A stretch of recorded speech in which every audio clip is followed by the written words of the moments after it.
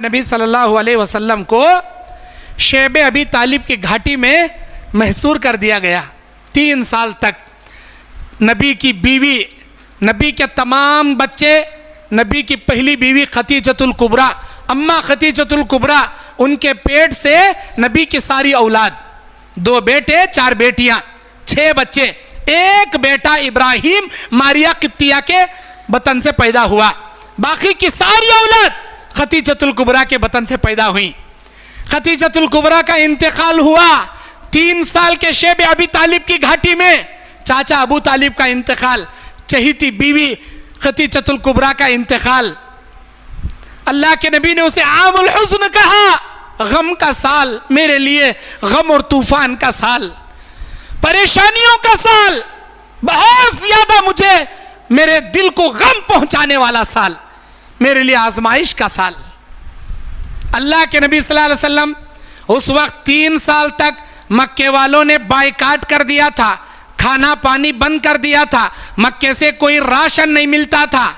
अंदाजा लगाइए, 3 दिन हमें पहाड़ों में, पहाड़ों के वादियों में, अरब की धूपकाले के मौसम की धूप भी वैसी कड़क, सर्दी के मौसम की सर्दी भी वैसी कड़क, रहने के लिए मकान नहीं, एक दिन जाको नहीं, एक हफ्ता नहीं, एक महीना नहीं, 3 साल कैसा बिताए होंगे जरा सोच कर देखो, सोच कर देखो।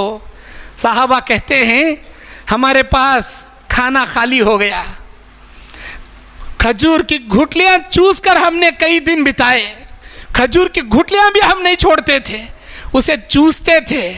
जब उसके अंदर का मग़ज़ भी खत्म हो गया तो हम लोग दरख्तों के पत्ते चबाकर जिंदा थे।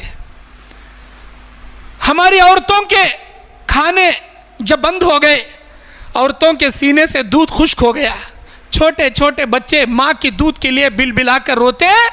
शेब अबी तालिब की घाटी रात के सन्नाटे में मासूम बच्चों की चीखों से गूंजा करती थी, और मक्के वाले रत्ती भी रहम नहीं करते थे। साहबा कहते हैं पत्ते खाने की वजह से हमको बाथरूम भी सीधा नहीं होता था, जैसे बकरियां मेंढगियां डालते हैं हम वैसे मेंढगियां किया करते थे।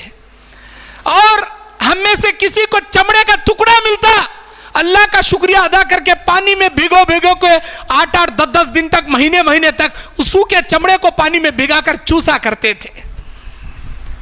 और हमको भूख की शिद्दत से आसमान में धुआं नजर आता था, जबकि अल्लाह की कसम उस वक्त आसमान में कोई धुआं नहीं होता था।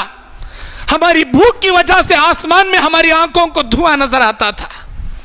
अल्लाह के नबी ने ये तकलीफें, ये सारे शिद्दत साहबा की देखे, हाथ उठाकर मक्के वालों के लिए बद्दुआ किए, ऐ अल्लाह इन मक्के वालों पर ऐसा कहत नाजिल फरमा जैसे यूसुफ अलैहिस्सलाम के जमाने में 7 साल तक तो कंटिन्यू कहत उतारा था।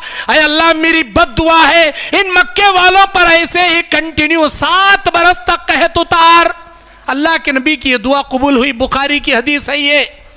मक्के वालों पर 7 बरस तक कहत टूटा था, कोई अनाज नहीं आता था मक्के को, मक्के के आजू बाजू सरजमीनों के बौड़ियां खुश्क हो गई थी, खाने खाने तरसते थे, पीने पीने तरसते थे। मक्के वाले आए नबी के पास, हमें कलमा पढ़ लेती, 100 जने मुसलमान हो जाती, अल्लाह को बोलो बारिश उतारो कना, अल्लाह को बोलो खाना दो कना, हम ना मालूम हुआ हमें तुम ना सताने से तुम्हारी बद्दुआ ये लगी सो, तुम्हारी बद्दुआ लगी सो माफ करो।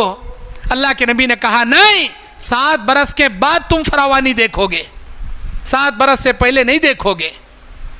मेरे दीन और इस्लामी भाइयों, किसी के दिल को ना दुखाया करो, किसी के दिल को ना तड़पाया करो।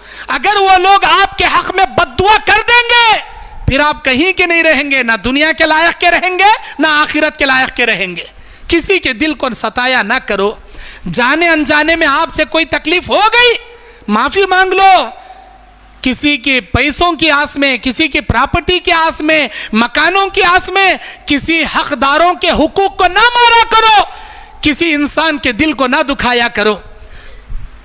यतीमों का माल खाते हैं हम लोग, बेवाओं का माल खाते हैं हम लोग, डरना चाहिए। अगर ये यतीम बच्चे, अगर वो बेवा औरतें हाथ उठाकर अल्लाह के दरबार में बद्दुआ करेंगे, अल्लाहू अकबर, ऐसे जालिमों को दुनिया के में अंदर इबरत का निशान अल्लाह बना देगा।